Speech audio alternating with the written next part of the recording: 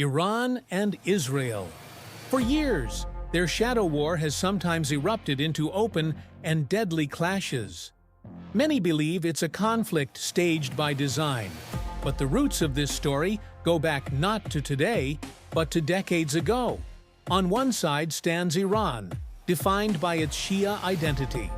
On the other, Israel, long a nightmare for the Palestinians. And if you want to see how history is not just about the past, but also shaping our present and our future, don't forget to like this video and subscribe to the channel. Iran, known for its prominent Shia identity, has long stood in opposition to Israel, a nation that has been a nightmare for Palestinians for decades. On October 7, 2023, the Israel-Hamas war erupted. But before diving into the direct confrontation between these two key players, let's take a look at the recent developments. What's unfolding now is in fact a continuation of a long-standing historical conflict. Israel launched an attack against Iran, citing the threat posed by Iran's nuclear ambitions. Specific regions of Tehran were struck, including radar and electronic warfare systems targeted by airstrikes. Reports suggest that several Iranian generals were killed. U.S. President Donald Trump stated that Iran should refrain from retaliation and claimed that Iranian leaders had been given multiple chances to make peace with Israel, which could have prevented these deaths. The clashes continue with full intensity, and the risk of full-scale war looms large. Let's rewind to May 14, 1948. Israel declared its independence under Jewish leadership. Almost a year later, on May 11th, it was admitted into the United Nations. At that time, Iran was under the rule of monarch Mohammad Reza Pahlavi, who pursued a pro-Western policy. During Pahlavi's reign, Iran and Israel enjoyed a close and cooperative relationship. As a non-Arab country in the Middle East, Iran forged deep, often covert, ties with Israel. Iran supplied Israel with oil. Mossad agents trained Iran's intelligence service, Savak, and Israel sold weapons to Iran. Even during the 1973 Arab-Israeli War, Iran refrained from joining the Arab oil embargo against Israel. Shah Pahlavi was regarded as one of the most influential leaders in the region throughout the 1960s and 70s.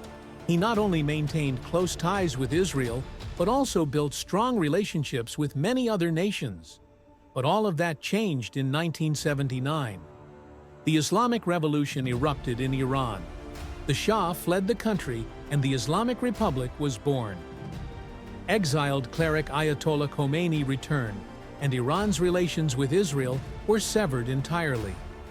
The year 1979 marked a pivotal turning point, not just for Iran, but for the entire region. The Islamic Revolution wasn't simply a political upheaval. It was the beginning of a new ideological confrontation between the two nations. Iranian dissidents, once scattered across Palestine, Lebanon, and Syria, returned home and became active in shaping the new state. Opposition to Israel became a formal part of Iran's national policy. Khomeini had been vocally anti-Israel since the 1960s. Among Iranian opposition groups, there was broad consensus on this stance. They viewed the Pahlavi regime as a puppet propped up by Israel and the United States. After the revolution, this anti-Israel rhetoric only intensified. The Palestinian cause and resistance to Israel became core elements of the Islamic Republic's identity. In the post-revolution era, Iran cut all diplomatic and commercial ties with Israel and refused to recognize it as a legitimate state. The geopolitical landscape shifted once more in the 1990s during the Gulf War.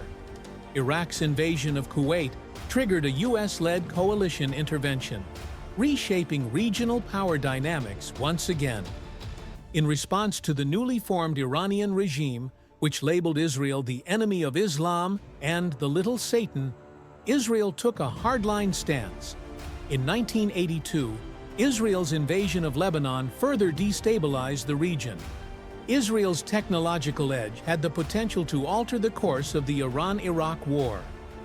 In 1992, Israeli Prime Minister Yitzhak Rabin adopted a more aggressive policy toward Iran. Tensions between the two countries continued to escalate through the 1980s and 90s.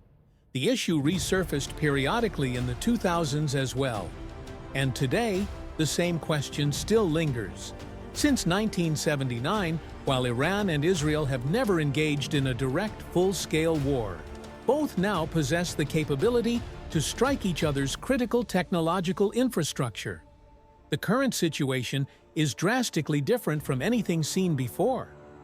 Both sides are attempting to avoid open war. Iran, in particular, shows little interest in a prolonged military conflict. However, the nature of the relationship has become far more volatile and unpredictable. It's clear that the future of this rivalry holds the potential for sudden escalations and unpredictable outcomes.